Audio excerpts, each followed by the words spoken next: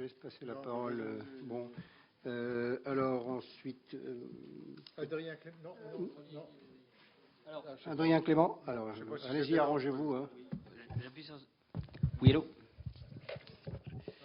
Monsieur le Président de la Commission du développement durable, Monsieur le Président de la Commission des affaires économiques, Mesdames et Messieurs les députés, je vous remercie de bien vouloir donner un temps de parole à l'APESI. L'APESI, c'est l'Association des producteurs d'électricité solaire indépendants. L'APESI est une association de PME spécialisée dans le solaire photovoltaïque. J'aimerais vous faire part aujourd'hui des pistes de réforme de la filière photovoltaïque tant sous un angle réglementaire qu'organisationnel. Nous tenons d'abord à remercier le travail parlementaire qui a été fait et qui est en train d'être fait, dont l'excellent rapport de M. Poignant qui nous a servi de base de travail. Alors, aujourd'hui,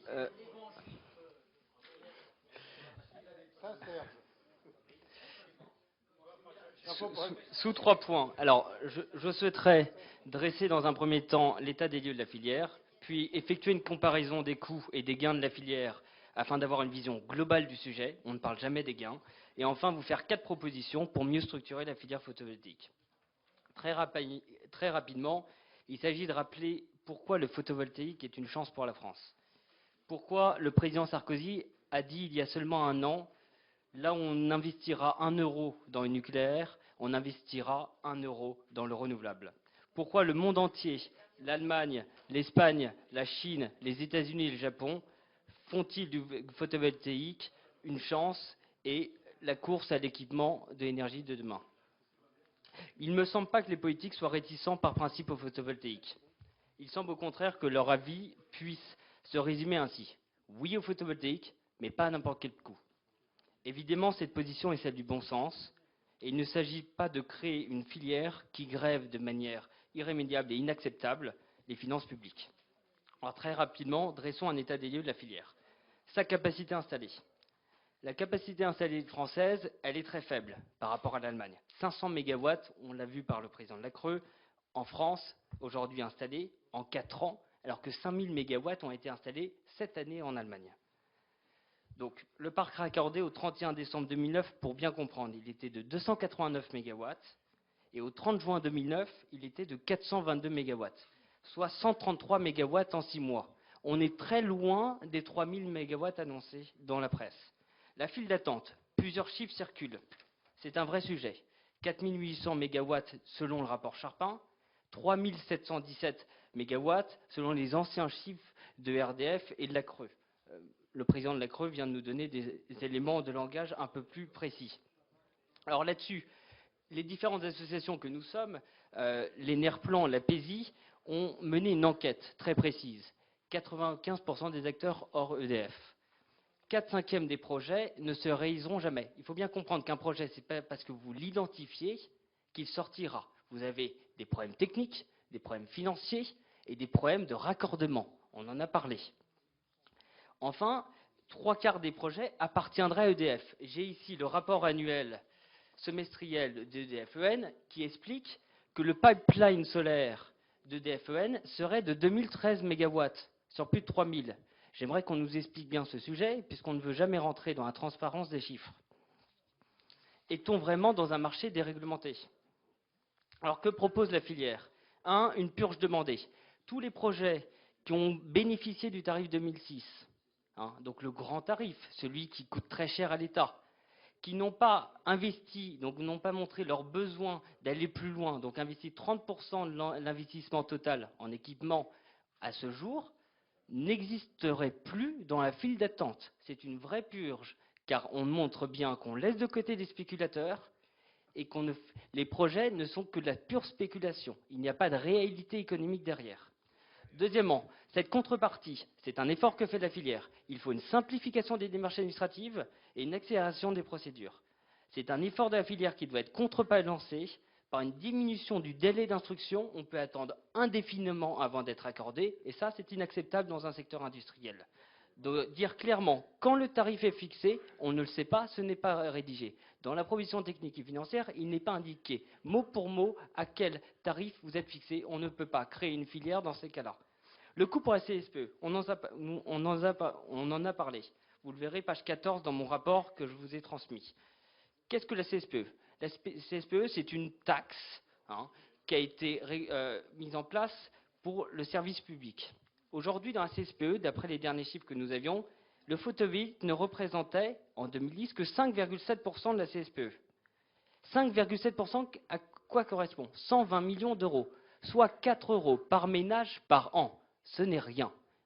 Les autres coûts dans la CSPE, ce sont le tartame, la cogénération, la péréquation tarifaire, on n'en parle jamais. Pourquoi cette différence avec les chiffres qu'on trouve dans la presse et le rapport Charpin? 2 points. 1, la file d'attente. On parle de 4000 MW, on voit bien que seuls 122 MW ont été installés en 6 mois. Ce n'est rien. 2, la comparaison par rapport au prix de gros. Alors je ne suis pas tout à fait d'accord avec le président de la Creux. Lorsque je lis le texte de loi et que je vois dans Légifrance, donc je n'ai rien inventé, sur la définition article 4 de la CSPE, je vois à la différence entre le prix d'acquisition d'électricité payé en exécution des contrats en cause et le prix de marché de l'électricité. On ne parle pas de prix de gros. On parle évidemment du prix de marché de l'électricité totale, puisque le photovoltaïque répond à une demande, à un besoin, c'est le pic de consommation. Vous avez le nucléaire sur la base, 80%, c'est ça le mix énergétique français, et le complémentaire. On répond à un mix. Donc l'hydraulique, il n'est pas vendu 4 centimes. Donc on comprend bien que le prix de marché d'électricité, ici, il n'est pas de 4 centimes. Ce n'est pas le prix de gros, c'est le prix de marché de détail. Donc là-dessus, il faut être bien honnête. On reprend le texte, prix de marché de l'électricité. Je vais plus loin. On a même la surprise de lire dans les comptes annuels d'EDF, que j'ai ici, en fait, la CSPE pourrait être une cagnotte pour EDF. Pourquoi? Parce que les obligations nettes d'achat de la CSPE lui auront reparté 670 millions d'euros en 2009. C'est marqué ici.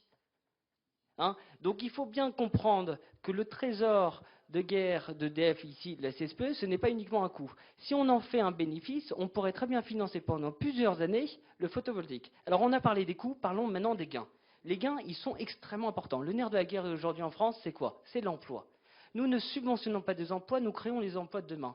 Nous créons les emplois, pas de l'énergie d'hier, mais des énergies de demain. C'est extrêmement important. On parle de 25 000 emplois. J'ai lu le compte rendu du ministre d'État qui est venu s'exprimer la semaine dernière. Il parle même de 32 000 emplois. C'est bien, on est positif. Allons-y. Oui.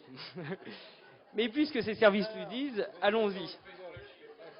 Donc, le volet social. Qu'est-ce qu'un emploi? Un emploi, aujourd'hui, il est estimé par l'INSEE à 17 000 euros de gain. 25 000 emplois fois 17 000 euros, c'est un vrai gain pour la collectivité. Deuxièmement, il faut atteindre les 23% de consommation finale issue de l'énergie renouvelable. C'est extrêmement important. Vous savez très bien que si on n'atteint pas ces 23%, nous aurons une lourde amende. Ça, c'est... Si. 3. Le revenu pour l'État et pour les collectivités. On ne parle pas des revenus issus de l'impôt sur les sociétés et des collectivités. La contribution économique et territoriale a remplacé la taxe professionnelle. La taxe professionnelle a également été remplacée par l'IFER et également, la semaine dernière, on a pu le voir, la taxe d'aménagement. Qu'est-ce que c'est? Vous le connaissez tous, c'est la taxe locale d'équipement. Alors j'aimerais juste faire un point à vous, députés, qui sommes également élus locaux. Lorsque vous avez une entreprise... La passion aidant, on va éloigner un peu le micro. Oui. Lorsque vous avez une entreprise qui s'implante localement, un effort de l'exécutif local peut être fait sur la taxe professionnelle. Et la contrepartie, c'est quoi? Ce sont les emplois. Ne l'oublions pas, l'emploi est majeur. Enfin, j'ai dit pouvait, oui. Oui, mais c'est un point. Alors, la stratégie aujourd'hui de la France. L'énergie renouvelable répond à une vraie demande, c'est la sécurité et l'indépendance énergétique. Ceci est non négligeable. Enfin, la stimulation de l'industrie, les panneaux. On en a parlé, le président Poignant m'a demandé de revenir là-dessus. Les panneaux ne viennent pas tous de Chine. Seul un tiers. Je rappelle que dans un équipement, une installation, vous avez 40% qui viennent des panneaux et 60% sur la main-d'œuvre. Donc déjà 60% est en France. Sur les 40% des panneaux, vous avez 230 mégawatts qui ont été aujourd'hui produits en France. Ce ne sont pas les Chinois qui vont acheter nos panneaux, ils sont plus chers. Donc évidemment, les panneaux français ont été achetés par des Français. Ensuite, il reste donc les panneaux qu'on achète à nos pays limitrophes, et enfin aux Chinois. Alors, les Chinois, en dernier recours, ils sont plus difficiles à assurer et les banques ne nous suivent pas. Vous savez bien qu'on fait 80% de dette, 20% de fonds propres. Si les banques ne nous suivent pas, on n'y arrive pas. Le rappel que l'énergie renouvelable est financée entièrement par des investisseurs privés. Enfin, le mix énergétique. N'oublions pas, comme la grande chance du photovoltaïque, c'est l'acceptabilité du public. La prise de conscience collective. En mettant en place le photovoltaïque, les Français comprennent qu'est-ce que c'est que la consommation d'énergie et comment on produit. Ça, c'est extrêmement important. Et enfin, la deuxième cagnotte, la gagnante de demain, c'est le certificat vert. Ça, on n'en parle jamais. Les conclusions, quelles sont nos propositions? 1. La purge de la file d'attente. La radiation de tous les projets inscrits en file d'attente avant le 12 janvier 2010, si les promoteurs ne sont pas en mesure de transmettre une attestation d'acompte de la commande de modules photovoltaïques. Ça, c'est extrêmement important. Deuxièmement, la condition de sortie de la file d'attente. Aujourd'hui, lorsque vous avez une profession technique foncière, vous courez pendant 22 ans. Il faut laisser la possibilité de sortir la file d'attente pour comprendre mieux ce chiffre. Pourquoi? Parce qu'aujourd'hui, comme je vous dis, tous les projets ne sortiront pas. Donc si au bout de 12 mois, vous n'êtes pas capable de prouver que vous irez plus loin en mettant sur la table 30% de l'investissement total, eh bien vous sortez de la file d'attente. C'est un engagement que la filière est prête à faire. Alors, puisque c'est un effort, il faut la transparence sur la CSPE. Ça, c'est extrêmement important. Quels sont les vrais chiffres? Où va-t-on? Arrêtons de lire dans la presse, ici et là, que la photovoltaïque est les maux de toutes les finances publiques. Ce n'est pas vrai. La filière refuse d'être son bouc émissaire et donc on propose à la Commission de régulation de l'énergie, c'est un travail en plus, de faire un tableau de bord réel des différents indicateurs. J'ai bientôt fini. Enfin, repenser l'objectif de 5,4 gigawatts. Pourquoi? Parce qu'aujourd'hui, 5,4 gigawatts, c'est 3 milliards de bénéfices en termes d'impôts et de CET pour la collectivité. Si vous portez ça à 20 gigas, laissons le marché courir. Vous portez ce bénéfice à 9 milliards. Ce n'est pas négligeable. On parle de 60 000 emplois avec 5,4 gigas. Si vous portez ça à 20 gigas, combien d'emplois aurez-vous? Le double? Le triple? C'est extrêmement important en période de crise. Enfin, la création d'un indice, et je reviendrai, ça c'est la chose qui peut structurer la filière, corrélée au prix des panneaux. Ne baissons pas le prix des panneaux avec le doigt mouillé. Aujourd'hui, le prix il a baissé de 42%. En 6 mois, c'est colossal. Comment peut-on créer une confiance auprès de nos investisseurs? Nos investisseurs ne nous suivent pas là-dessus. La confiance, c'est ce qui est le plus important sur le marché. Un investisseur, il cherche, lorsqu'il investit sur un tracker CAC 40, 7% minimum de rentabilité. La rentabilité d'un projet photovoltaïque, il est de 7%, vous le verrez dans nos tableaux. On explique comment on arrive à 7% et pas du tout 25%.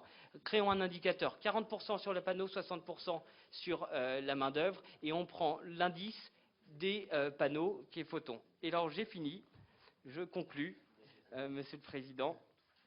J'aimerais juste vous dire très solennellement, et les yeux dans les yeux, qu'il ne faut absolument pas